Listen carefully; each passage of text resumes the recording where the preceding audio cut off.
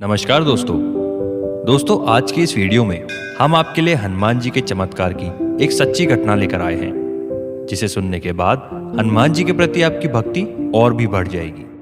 उससे पहले आप सभी से एक निवेदन है कि अभी तक आपने हमारे चैनल को सब्सक्राइब नहीं किया है तो सब्सक्राइब कर लें और बेल आइकन पर क्लिक करके हमारे परिवार का हिस्सा बन जाए।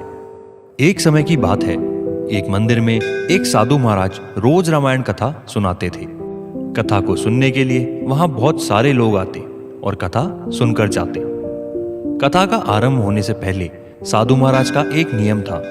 वह हमेशा अपने सामने एक गद्दी लगाते और कहते, आइए हनुमान जी विराजिए, और उसके बाद ही कथा शुरू करते। वहीं पर एक वकील कथा सुनने के लिए रोज आता था। वो हर रोज साधु महाराज की कही बात को सुनता और सोचता कि साधु महाराज रामायण से पहले हनुमान जी को बुलाते हैं तो क्या सच में हनुमान जी इनके बुलाने पर आते होंगे। कुछ दिनों तक वकील के मन में यूं ही चलता रहा कि यह बात साधु जी से पूछे या ना पूछे।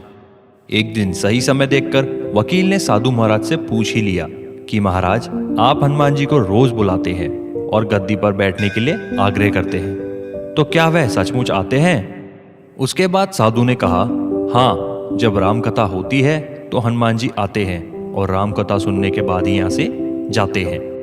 अब वकील को तो इस बात का सबूत चाहिए था। वह बोला, ऐसे बात नहीं बनेगी। यदि हनुमान जी आपके यहाँ पर आते हैं तो आपको सबूत देना होगा। हम कैसे मान लें कि हनुमान जी यहाँ आते हैं, हमें दिखाइए। उसके बाद साधु ने कहा, आस्था और विश्वास को सबूत के साथ नहीं तोला जा सकता। यदि आपको हमारी कथा पसंद नहीं आती तो फिर मैं बंद कर देता हूँ, या फिर आप यहाँ पर आना बंद कर सकते हैं। लेकिन वह वकील इस बात को कहाँ पर मानने वाला था। उसने कहा कि आप ही तो कहते हैं कि हनुमान जी यहाँ पर कथा सुनने के लिए आते हैं। यदि ऐसा सच में है तो आपको साबित करके दिखाना चाहिए। इस प्रकार से दोनों के बीच बहुत विवाद हुआ। उसके बाद साधु जी मान गए। उन्होंने कहा कि इस गद्दी को आपको आज घर ले जाना है और उसके बाद वापस लाना है। गद्दी को मैं यहाँ पर रखूंगा और हनुमान जी को मैं यहाँ पर बुलाऊंगा। उसके बाद यदि तुम इस गद्दी को उठा पाए तो इसका मतलब यह होगा कि हनुमान जी नहीं आए, और यदि नहीं उठा पाए तो इसका अर्थ होगा कि हनुमान जी आए हैं। इस शर्त को मानने के लिए वह तैयार हो गया। उसके बाद दोनों ने अपनी अपनी शर्त रखी। वकील ने कहा कि यदि मैं गद्दी को नहीं उठा सका तो वकील का पद छोड़कर आपसे दीक्षा ले लूंगा, और संत ने कहा कि यदि हनुमान जी नहीं आए तो मैं आपके यहाँ पर चपरासी की नौकरी करने लगूंगा। देखते ही देखते ये बात पूरे शहर में फैल गई। भक्ति, प्रेम और विश्वास की परीक्षा होने वाली थी। अगला दिन हुआ, सभी लोग मंदिर में पहुंचे। जो लोग कभी कथा सुनने के लिए नहीं आते थे वो भी देखने के लिए आए थे। उसके बाद गद्दी वहां पर रखी गई और साधु महाराज बोले, आइए बजरंगबली पधारिए।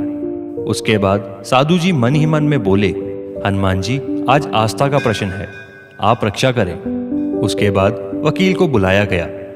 वकील को पूरा विश्वास था कि गद्दी पर कोई नहीं होगा और वो उसे उठा लेगा। लेकिन जब वकील ने अपने हाथ गद्दी की तरफ आगे बढ़ाए तो वो गद्दी को अपने हाथ से छू तक नहीं पाया। उसका हाथ एक दूरी पर ही अपने आप रुक गया। काफी प्रयास के बाद भी वो गद्दी को छू नहीं पाया।